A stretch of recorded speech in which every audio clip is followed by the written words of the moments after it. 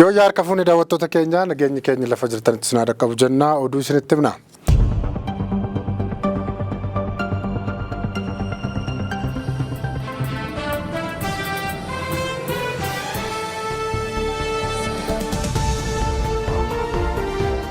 Godina Shawaa Kaabaa Nasalaaleetti sababa rakkoo nageenyaan barattoonni 67 ol barnoota irraa ala ta'utu dhaga'ame. Naannoo Oromiyaa godina Shawaa Kaabaatti rakkoon nageenyaa waggoota 5 darban mudate dhaloota dheebuu barnootaa qabu karra mana barumsaa hanqisee egeree ol adeemtotaa dukkanatti oofaa jira jechuun dhaga'ame. Yeroon kun kutaalee biyyattii hedduu keessatti yeroo barattoonni bara barnootaa haaraaf itti galmaa'an ta'ullee barattoonni Shawaa Kaabaa 67 caalan garuu erga galmee barnootaa dhaabanii waggootaan lakkaa'amaa jira. BBC'n jiraataa aanaa Yaayyaa Gullallee magaalaa Dirree Daalattii tokkorraa odeeffannoo argadheera jechuun akka baasetti taanaan waggaa 3 dura manni barumsaa sadarkaa lammaffaa Daalattii ibiddaan gubate qabeenyi mana barumsichaas guutummaatti gubateera. Barnoonnis achumaan dhaabbatee ijoolleen manatti deebite jedhe. Mucaan waggaa 3 dura kutaa 5 ture silaa barana kutaa 8 baratuyyuu garuu hin taane ka jedhan jiraataan kun ijoollee fi maatiin abdii kutachuun kaan ijoollee tiksee galchee kaan ammoo heerumsiisaa jira jedhu. Itti gaafatamaan waajjira barnoota godina Shawaa Kaabaa Gaashawaa Akililuu BBC'tti akka himanitti taanaan barattoonni 67 caalan waggoota 2 darban kana barnoota ala jiru jedhan. Barataan amma kana barnoota dhabeera jechuun nuuf qaanii guddaadha jechuun himaniiru. Itti dabaluunis waan raawwatame waan biyya Taaddasaa Birruutiif malu miti. Gocha kana dhaabuun osoo waan humna keenyaa ta'ee ni goona garuu humna keenyaatiin olidha jechuun himaniiru.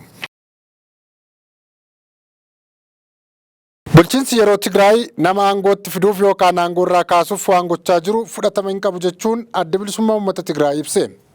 Gareen adda bilisummaa uummata Tigraay kan Dr. Dabratsiyoon Gabramikaa'eliin durfamu nama showwamuu fi shaaruun aangoo bulchiinsi yeroo naannichaa raawwatamu fudhatama hin qabu jedhe.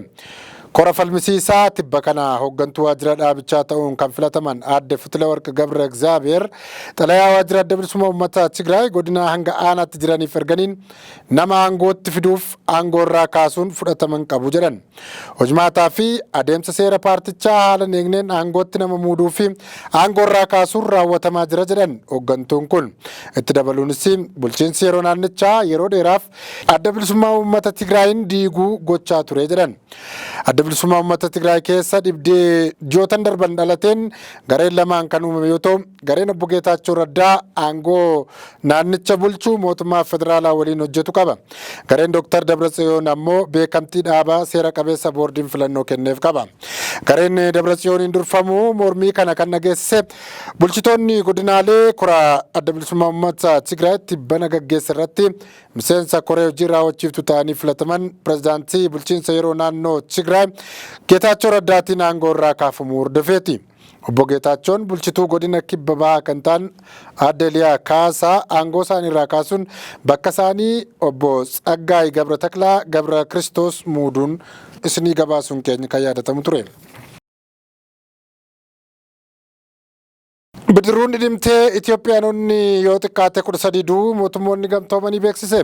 Bidiruun lammiilee biyya kanaa 25 fi warra ishee oofan yemmuu lama feetee galaana diimaa irra deemaa turte tokko kibxata darbe dhidhimtee lubbuun namootaa galaafatteetti. Dhaabbanni godaantota addunyaa kaleessa ibsa baaseen dubartoota 2 dabalatee lakkoofsi lammiilee Itoophiyaa balaa sanaan du'anii 13dha. 14 ammoo achi buuteen isaanii hin baramnes jedheera.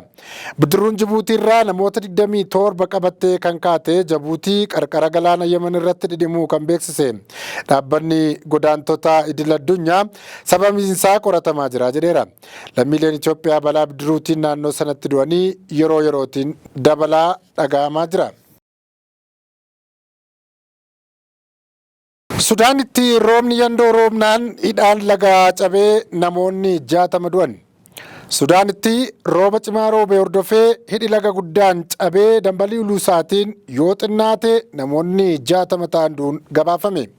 Barbaachi namoota bakka buuteen isaanii dhabamee kaan itti fufuu fi lakkoofsi namoota balaa sanaan du'anii dabaluu akka danda'u aangawoonni biyyattii himaniiru. Biyyattiin wal waraansaa jeneraalota waraanaa lama jidduutti gaggeeffamuun gara waggaa tokko walakkaa erga gaaga'amteen booda amma immoo rooba cimaa fi lolaa hamaan miidhamaa jirti. Biyyattiin balaan uumamaa kanaatiin namoota 60 ol dhabdee kanneen 10,000 lakkaa'aman ammoo qe'ee isaanii irraa buqqa'anii jiru. Jiguun hidhaa bulchiinsa Galaana Diimaa kunis taateewwan hamaa keessaa tokko kan jedhame yoo ta'u lafa qonnaa fi gandoota gara gadiitti argaman barbadeesseera. Biyya rakkoo namummaatiin rakkataa jirtu kanaaf balaan tibbanaa kunis kan yeroo hunda caalaa kan hammeessu ta'uun himameera. Kutaalee biyyattii garii keessatti beelli mudachuunis labsameera. Taateewwan qilleensa hamaa kunis hanqina nyaataa mudate kana caalaatti kan hammeessudha. Abbaan qabeenyaa fi kalaqaan telegiraamii poolisii Faransaayitiin qabamee qoratamaa jira. Tujaarichi kan telegiraamii hundeessee fi hoogganu Pavel Durov jaalalleessaa Juuliyaa Vaaviloovaa wajjin shakkiin Faransaay keessatti qabamee qorannoon duraa irratti gaggeeffamaa jira. Akka inni qabamuuf durumaanuu mana murtii gamtaa Awurooppaatiin ajajni irratti ba'ee ture. Pavlov Durov xiyyaara dhuunfaa isaatiin sanbata gaddaa Azerbaajaan irraa jaalalleessaa sana waliin ka'ee Faransaay buufata xiyyaaraa Leeborgut jedhamutti akkuma bu'een poolisiin dursee akka inni xiyyaaricha keessa jiru odeessa waan qabuuf mana hidhaa galeera. Ajaans Firaans Pireesiin Juuliyaa Vaalviloon qabamuusaa keessaa harka qabaachuu hin ooltu jedheera. Hanga yoonaatti hin mirkanoofne malee. Garuu xiyyaara isaa keessa isa waliin osoo jirtu suuraa hedduu Instaagiraam irratti baasaa turteetti. Raashiyaan karaa ministeera Haajaa ishiitiin mirgi tujaarichaa akka eegamu wayita gaafattu miseensi paarlaamaa ishii kan duraan mana hidhaa Ameerikaa keessaa ji'a 15 turan Maariyaa Butina ammoo Pavel hidhamaa siyaasaati jechuun ibsani. Maariyaan hidhamuun nama sana mirgi yaada ofii bilisaan ibsachuu Awurooppaa keessatti du'uu isaa agarsiisa yeroo jedhan bilineerichi biraa kan Tiwiitarii yookaan X hoogganan Elon Musk Pavel qabamuun Awurooppaa keessatti mirgi yaada ofii bilisaan ibsachuun sarbamaa jiraachuuf ragaadha jechuun mormaniiru. Haga yoonaatti mootummaan Faransaay fi garee qorattuu yakkaa qindaa'aa biyyattii Pavel Durov hidhamuun sobas yookaan dhugaas hin jenne. Maddeen poolisii biyyattii lamaa fi kan Raashiyaa tokko garuu namichi Paarisitti hidhamee qorannoon duraa irratti raawwatamaa jiraachuun dhugaa akka ta'e Reuters natti himaniiru jedheera. Telegiraam irratti waan faca'u to'annaan qabu namichi waan irraa eegamuuf poolisiidhaaf tole hin jenne jedhu maddeen poolisii Faransaay keessaa lamaan kuni. Pavel Durov qabamuuf sababadha kan jedhame telegiraamiin odeessa namoota irratti ba'u fuudhee qaama biraatti dabarseera kan jedhudha. Waan akkasii kun ammoo seera fayyadamaa fi ittiin bulmaata sabaa himaa hawaasaa kan gamtaan Awurooppaa baase dhaabbatichi ittiin buluuf dirqamuu cabseera waan jedhameef gamtichi akka inni qabamuuf duraan ajaja baasee ture. Dhaabbanni telegiraam odeessaan dhoksus ta'e kanan ittiin yakka dalagu hin qabu jechuun qabamuun hoogganaasaa waan seerawaa miti jedheera. Pavel dhalootaan Raashiyaa yogguu ta'u lammummaa Faransaay fi gamtaa Emireetota Arabaa qaba.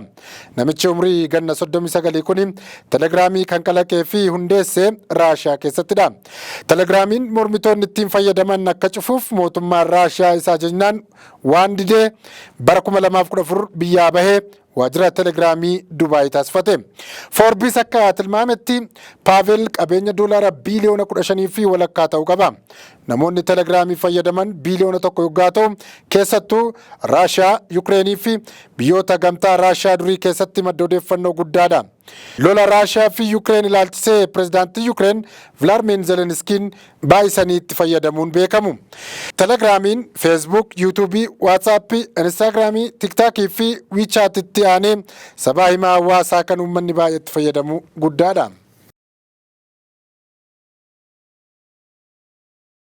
Xaaliyaanitti namichi tokko saamichaaf mana namaa seenee osoo kitaaba dubbisaa jiru to'atamuun dhaga'ame. Lammii Xaaliyaanii saamichaaf mana namaa seene tokko osoo taa'ee kitaaba seenaa afaanii kan Giriik jedhamu dubbisuu to'atamuun gabaafameera.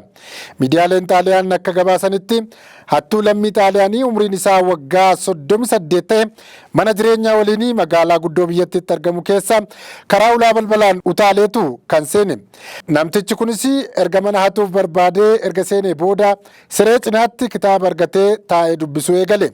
Abbaan manaa manguddoon umurii waggaa 71 tokko hirriba irraa ka'uun hattuun kun kitaabichaan hawwatamee osoo dubbisuu argan. Hattuun kitaaba dubbisaa tures wayitaa abbaa manaatiin erga argamuu hubateen booda karaadhuma ulaa balbala manichaan itti seeneen deebi'ee miliquuf osoo yaaluu to'annaa jala oolfame. Hattuun kunis to'annoo jala oolfamuun erga miidiyaadhaan gabaafame booda barreessaan kitaabichaa hattichi dubbisee akka xumuruuf maxxansa tokko akka erguuf miidiyaatti himani. Barreessaan kitaaba kanaa The Guards at 6 o'clock kan ta'an Giovanni Nucci namni jedhamu waan nama dhibudha jechuun miidiyaatti himan. Itti dabaluunis nama harkaa fi harkatti qabame kana argee maxxansa tokko kennuuf hin barbaada jechuun himaniiru. Osoo dubbisuu waan to'atameef akka dubbisee xumurus nan barbaada jechuun barreessaan kun dinqisiifataniiru. Israa'el keessatti Eertiraanonni wal ajjeesaniiru kan madaa'anis jiru. Israa'el keessatti deeggartoota mootummaa Eertiraa fi mormitoota isaa jidduutti walitti bu'iinsi kaleessa dhalatee lubbuu fi qaama namootaarra balaan bu'eera. Magaalaa Teel Aviv keessatti gareen lamaan wal lolanii jidduutti manguddoonni lama battalumatti yeroo du'an 8 ammoo madaahuu galaalchitoonni biyyattii baasaa jiru. Bataskaan Ortodoksii Eertiraa magaalittii jirus namoonni waan qara qabuun madaahan hedduu ta'uu ibsee lola sana tasgabbeessuuf aara poolisiin dhukaase keessaa qabeenya isaarra balaan ga'eera jedheera. Eertiraanota mootummaa Isaayyaas Afwerqii deeggaranii fi morman jidduutti biyyuma sana keessatti barana yeroo lammaffaaf ka'uusaati. Israa'el keessa baqattoonni Eertiraa jiran 20,000 caalu. Kana keessa warra dhugaatti lubbuu baafachuuf baqatanidha jechuun mootummaan Israa'el kan beekamtii kennuu fi bicuudha. Harki guddaan baqattoota diinagdee fi jiruu fooyyeffachuutti jechuun gaaffii hirkannaa siyaasaa isaanii kufaa jalaa godhameera. Gara biyya isaanii yookaan biyya biraatti isaan deebisa wayita jedhamee dubbatamus numa dhaga'ama. Gareen mootummaa fi mormitoota Eertiraa biyyoota Awurooppaa hedduu fi Kanaadaatti waan walitti bu'aniif akkasumas Isaayyaas Afwerqiif maallaqa walitti qabu jedhamee walga'iin dhorkameera.